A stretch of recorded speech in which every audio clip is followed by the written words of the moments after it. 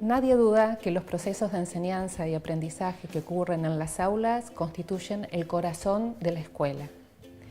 Investigaciones nuestras e investigaciones realizadas en todo el mundo muestran que las buenas prácticas de enseñanza no solo están acompañadas por muy buenos docentes, sino que también la práctica pedagógica del director influye en que en la escuela se aprenda.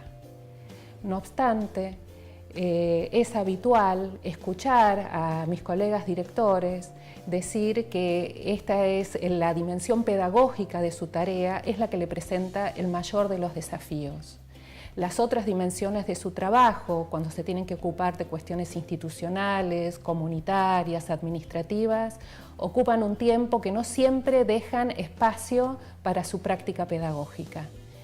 Esto es hasta paradójico porque lo central de la escuela es la enseñanza, el director debería ocuparse de lo central de la escuela y muchas veces esto le resulta imposible. ¿Cómo se construye la dimensión pedagógica de la práctica del director? Una puerta de entrada posible es a partir de las observaciones de clase. Y estoy hablando tanto de directores de escuelas primarias como también de escuelas secundarias. El director tiene que construir un rol de asesor, de poder asesorar a sus docentes. Y cuando digo asesorar, no me refiero a capacitar. Me refiero a acompañar, a sostener las prácticas, a abrir espacios de diálogo, espacios de escucha, espacios para desnaturalizar lo que el profe ya tiene naturalizado. Y este es un espacio a construir entre el director y el docente.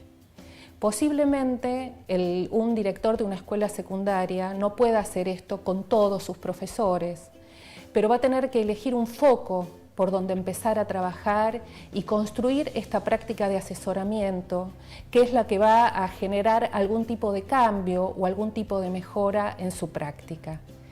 Muchas veces, hablando con directores, aparece como un gran temor a entrar al aula, un gran temor a la devolución que deberían hacer a los docentes, sobre todo si no pertenecen al mismo campo disciplinar. Nosotros sostenemos que en realidad un director no solamente puede, sino que parte de su práctica pedagógica consiste en acompañar, en asesorar, e implica un trabajo colaborativo. Un director no debería tener todas las respuestas, no se espera que las tenga, pero sí puede abrir un espacio de interrogación, de pensar junto con un colega profesor para inaugurar otras prácticas en el aula. ¿Qué observa un director cuando observa una clase? Bueno, la observación es una práctica situada, va a tener que ver con muchas cuestiones ligadas a su institución, ligadas al docente que va a observar, a los estudiantes, o sea, no podemos generalizar demasiado. Sin embargo, hay algunas cuestiones ligadas a la observación, como podríamos decir básicas, que podrían estar presentes en todo acto de observación que realiza un director en su escuela. Por ejemplo, en primer lugar, observar qué ocurre con el contenido de la enseñanza. Nosotros sabemos que cada acto pedagógico incluye un docente, alumnos y cierto contenido a enseñar. Respecto de ese contenido, la información que circula en el aula tiene que ser clara. Ese es un requisito. Esto no quiere decir que la clase comience con información clara, porque tal vez comienza con una pregunta y recién al final de la clase se llega a aclarar el enigma. Pero lo que quiere decir es que en algún momento de la clase tiene que quedar claro para los estudiantes qué se estuvo aprendiendo, qué se estuvo enseñando, sobre qué trató la clase. En nuestras investigaciones, muchas veces, cuando termina una clase, les preguntamos a los estudiantes, bueno, ¿y qué aprendiste hoy? ¿O qué te enseñaron? Y no nos pueden responder. O no saben bien de qué fue la clase. Esta cuestión de la información clara, no solamente respecto del contenido, sino también información clara acerca de lo que se le pide al estudiante que haga durante la clase. Parece una cuestión del sentido común, tal vez lo sea, pero no siempre la información clara está presente en una clase y sería una cuestión que el director debería observar. Un segundo elemento sobre el que el director podría preguntarse cuando observa una clase es acerca del sentido que tienen esos contenidos que se están enseñando para los estudiantes. Últimamente escuchamos a menudo hablar a los chicos acerca del sinsentido de lo que me enseñan en la escuela. Me aburro, no me gusta lo que me enseñan, no lo entiendo, no entiendo para qué estoy aprendiendo esto, para qué me lo están enseñando. Es un aspecto ligado a la motivación del estudiante. Aquello que se enseña debería tener alguna ligazón con sus intereses, con la vida de los jóvenes, con cuestiones relacionadas con el afuera de la escuela. No siempre en la escuela ocurre esto, no siempre en las clases hay una referencia a algo que le otorgue sentido a lo que se enseña. Esa es una responsabilidad del docente. Sabemos que el docente tiene un mandato curricular que cumplir. El currículum es ley dentro de la escuela. Hay algo que un docente de una escuela de gestión estatal o de gestión privada tiene que enseñar en determinado momento. Sin embargo, también el docente tiene espacios de libertad para planificar, pensando en sus alumnos, pensando en su grupo, pensando en el contexto. Es ahí donde la pregunta del sentido encuentra un lugar.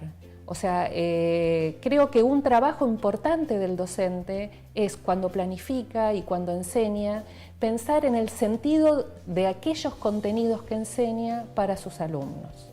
Un tercer aspecto que el director podría enfocar cuando observa una clase es qué tipo de interacción ocurre dentro del aula. ¿Cómo se da esa interacción? ¿Interactúa el docente con todos sus estudiantes? ¿Interactúan los estudiantes entre sí? ¿Se dirige solamente a un grupo y hay un grupo que siempre permanece aislado?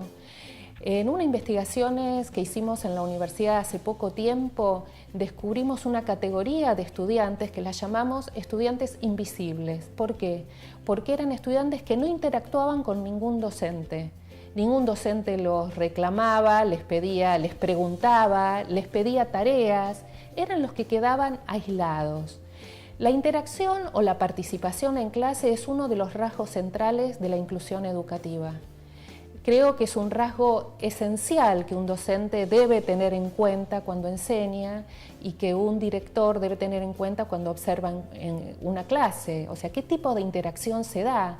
Es una interacción que interroga sobre lo que el estudiante está aprendiendo. Es una interacción que solo ayuda a que el docente continúe con su enseñanza y solo pide una muletilla para avanzar con lo que quiere decir, porque en casi todos los casos se trata de un tiempo que no sobra y de un contenido que es demasiado abundante. Creo que preguntarse sobre la interacción ayuda a pensar una clase, le ayuda al directivo cuando trata de entender qué es lo que pasa en ese espacio y también en un momento posterior de devolución va a ayudar a pensar nuevas interacciones que posiblemente el docente no haya considerado en un primer momento. Otra cuestión central a tener en cuenta es en qué tipo de tarea académica están involucrados los estudiantes durante la clase. ¿Qué quiero decir con esto? El aprendizaje no ocurre a partir de lo que el docente le dice a un estudiante. Un docente se puede pasar temporadas hablando y los alumnos no aprendiendo. Un estudiante aprende a partir de lo que hace, a partir de una tarea planteada por el docente. Una tarea que desde la teoría se suele llamar tarea académica. Las tareas académicas pueden ser de distinto tipo. Y en general se categorizan en tareas de alta demanda cognitiva, por ejemplo, una resolución de un problema. Si un alumno está implicado durante el tiempo de clase en la resolución de un problema que le implique recurrir a contenidos nuevos para poder resolverlo, es una tarea muy interesante y muy fructífera. Una tarea académica puede ser una tarea de copia, que lamentablemente es habitual en las aulas. Otro tipo de tareas pueden ser las tareas rutinarias, que son aquellas tareas repetitivas, que muchas veces hasta ni tienen demasiado sentido para el estudiante y que en realidad suelen ocupar el tiempo de clase sin obtener a partir de eso un resultado interesante. Es muy importante que el director, cuando observa una clase, pueda entender qué tipo de tarea es la que involucra el trabajo del estudiante, porque esa tarea es la que va a predecir su desempeño posterior. Quien predice qué es lo que el alumno va a aprender no es lo que el docente dice en clase, es la tarea que el alumno hace en la clase. Otro aspecto a considerar es la retroalimentación que el docente brinda a sus estudiantes. Habíamos hablado antes de la interacción. Muchas veces esa interacción tiene como propósito que el docente haga devoluciones a los jóvenes, a los chicos, acerca de lo que van aprendiendo. Estas devoluciones son esenciales. La pregunta que se puede hacer ahí el director es: ¿el profesor realimenta la participación de los estudiantes? ¿Les señala sus errores? ¿Les marca sus aciertos? ¿Los alienta a seguir trabajando? Me parece que eso es un aspecto muy importante de la clase. A veces, por falta de tiempo, el docente no suele enunciar, digamos, este tipo de devoluciones, y sin embargo, para los jóvenes es muy importante escuchar la palabra del docente corrigiendo, alentando, premiando, marcando dónde se equivocó. Y creo que es parte esencial del proceso de enseñanza. Finalmente, una buena pregunta que se podría formular quien observa una clase es la siguiente: si yo fuera alumno de esta clase y hubiese participado de todas las actividades o tareas de las que participaron el resto de los estudiantes, ¿qué hubiera aprendido?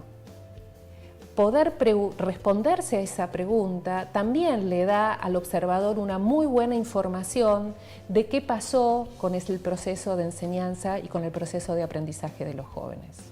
Nosotros pensamos que el espacio del aula no es un espacio privado del profesor con sus alumnos, que el director tiene como tarea ocuparse de la dimensión pedagógica de su tarea, y por eso es necesario que entre el aula y que ayude, que acompañe y que sostenga la tarea de los profesores.